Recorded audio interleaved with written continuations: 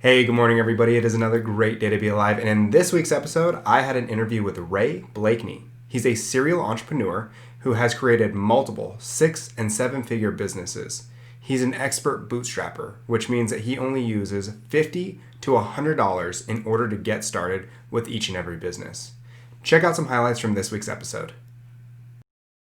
When you start a business, how much money are you normally putting into these? How much are you investing when you first get $50 to started? $100. That's it. That's it. My That's specialty is bootstrapping. Okay, so that's kind of mind-blowing. So why don't we kind of focus in on that a little bit? So when you say bootstrapping, let's say you come up with an idea, kind of like what is the process for you when you're bootstrapping your business? In my mind, there are two types of entrepreneurs. The visionary entrepreneurs, Steve Jobs, Bill Gates, people who invent stuff we didn't even know we needed, and then we all won't go out and buy it, right? That's Right. not me. I am definitely not that kind of entrepreneur. The second kind of entrepreneur is, hey, I need that. Let me go look for it. Nobody's providing that.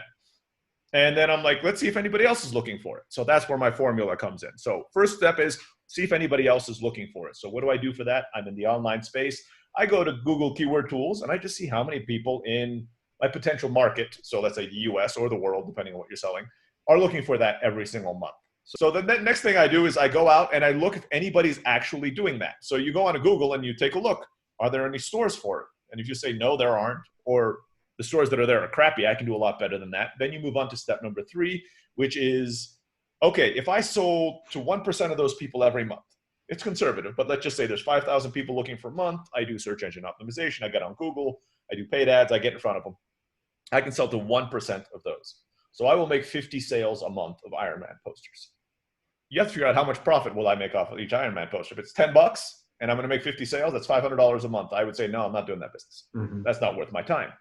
But if let's say I have gold-plated Ironman posters that everybody wants to buy, and I'm selling for $5,000 each, and I sell 50 every month, it's $250,000 a month. I'm like, yeah, I'm going to build that business, right? Because nobody else is doing it. And there's enough people looking for it. Every business I build, I go through that step, and you have to do it objectively. But sometimes we get emotionally attached to our ideas. I'm like, I love this idea. It resonates with me. I'm an engineer. It's not about whether it resonates with me, whether I'm passionate about it. It's whether the math works. And if that math works, then I try launching the business.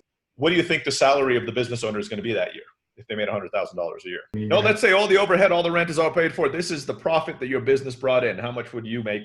Would you pay yourself out of that $100,000? 60%? You're better than most, because most people would pay themselves all 100% of it. They would make none of it and invest it back in their businesses. So when somebody comes and says, hey, my business net $100,000 last year, my next question is, how much did you take home, or better yet, how much of that did you invest in your business? Because that tells me if that business is going to survive or not.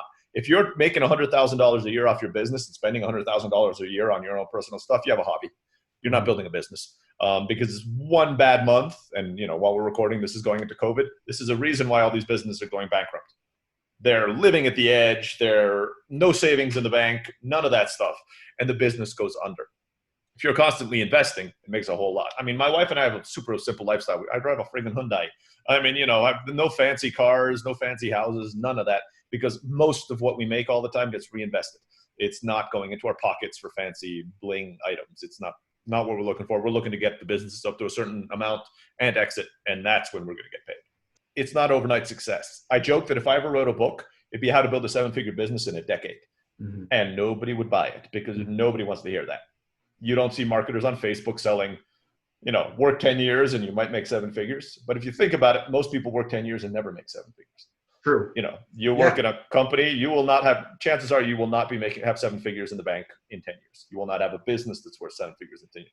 I think most of the time that's because people are looking for those shortcuts. They don't have the 7-figure business because they wanted to get it in 6 months, in a year. And, I think buy a lottery ticket, your chances are probably about as good as winning the lottery as it is to launch a 7-figure business in 6 months. If you guys like that clip, make sure you guys check out the full episode on Spotify or iTunes by searching the Cost of Success podcast, or click the link in the description of this video. New episodes every Tuesday, 8 a.m. Also, make sure to like, share, and subscribe to this YouTube channel so you guys get access to previews of upcoming episodes. Here on The Cost of Success, we interview entrepreneurs who use their skill, talents, knowledge, and experience in order to help you build your business, and reach your goals. Otherwise, we take time to look at business stories that are going on throughout the world, throughout the country, that you may not have heard about, but you could find interesting and might use in order to help you grow your business and again, reach your goals. So, please consider subscribing.